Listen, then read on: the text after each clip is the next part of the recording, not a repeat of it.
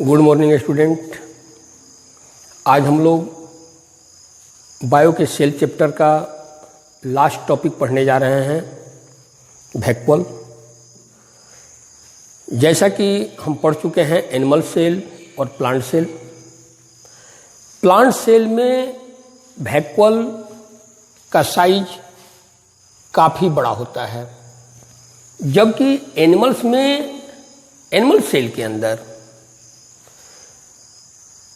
ये पाया भी जा सकता है और नहीं भी पाया जा सकता है।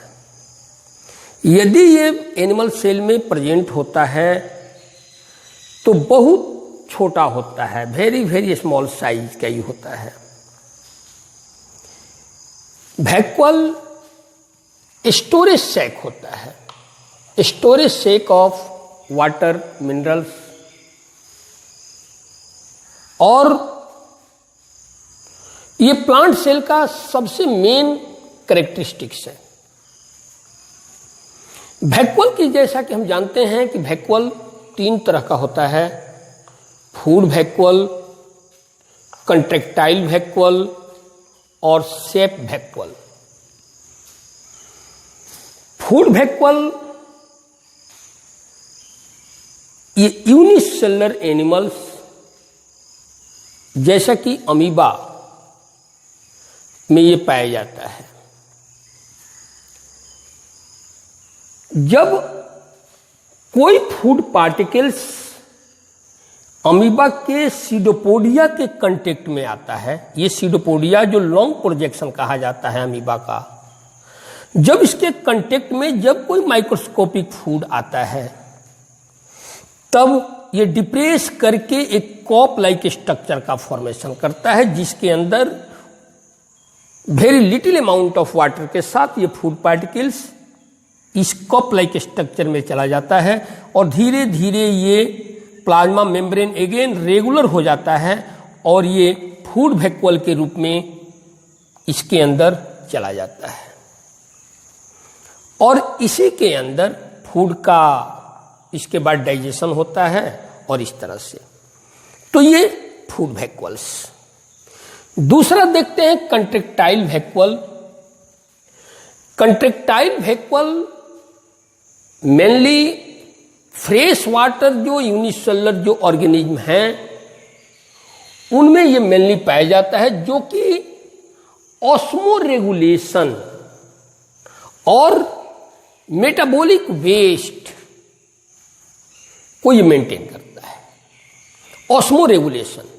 ऑस्मोरेगुलेशन दैट मीन्स सेल के अंदर वाटर के अमाउंट को ये मेंटेन करने का काम करता है और साथ ही साथ सेल का जो मेटाबॉलिक वेस्ट है, मेटाबॉलिक वेस्ट जैसे फूड के डाइजेशन से सेल के अंदर जो भी मेटाबॉलिक एक्टिविटीज होती है, उस मेटाबॉलिक एक्टिविटी से जो वेस्ट प्रोडक्ट बनते हैं वो जाकर के कंट्रैक्टाइल वैक्यूल में जमा होते जाते हैं और धीरे धीरे वाटर और एक्सक्रीटरी मटेरियल के कारण ये स्वेलअप होने लगता है और अंत में ये प्लाज्मा मेम्ब्रेन के नजदीक आकर के, इस प्लाज्मा मेम्ब्रेन के नजदीक आकर के ये ब्रस्ट करता है और ब्रस्ट करने के साथ ही टोटल जो एक्सक्रीटरी मटेरियल्स है, जो मेटाबॉलिक वेस्ट है, इससे ये बाहर निकल जाता है।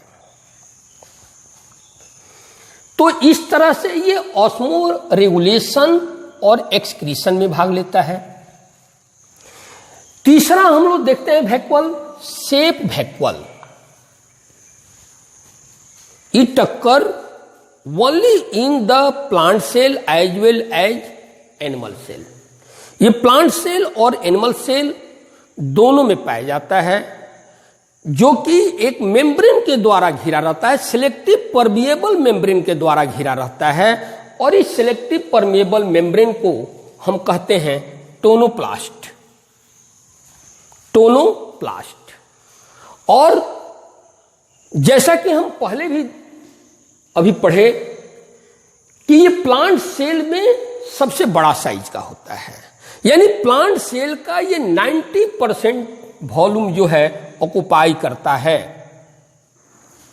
इसके अंदर water, mineral, dissolve sugars, pigments, proteins, organic acids etc. ये इसके अंदर फिलअप होते हैं। तो इस तरह से हम देखें कि वैक्यूल जो है प्लांट सेल का और एनिमल सेल का मेन कैरेक्टरिस्टिक्स है। अब यदि हम इस चीज को देखें वैक्यूल के बारे में, तो ये वैक्यूल जो है प्लांट सेल को रिजिडिटी और टर्जिडिटी प्रोवाइड करता है, रिजिडिटी एंड टर्जिडिटी प्रोवाइड करता है। तो इस तरह से हम लोग वैक्यूल के बारे में देखें। और बाकी सेल चैप्टर में हम लोग और भी बहुत सारे सेल ऑर्गेनेल के बारे में पढ़े, न्यूक्लियस, ये mitochondria, Golgi body, endoplasmic reticulum, ribosomes, lysosomes etc. इन सब के बारे में आप अच्छी तरह से पढ़ेंगे। और इस चैप्टर में जो मेन जो डिफरेंस है, जैसे difference between plant cell and animal cell, difference between prokaryotic and eukaryotic cells etc. और इस तरह से आप इस चैप्टर के पूरे क्वेश्चन को आप फिर से रिवाइज करेंगे और रिवाइज करने के कारण आप इस चैप्टर के पूरे कंटेंट्स को अच्छी तरह से समझ लेंगे। Thank you.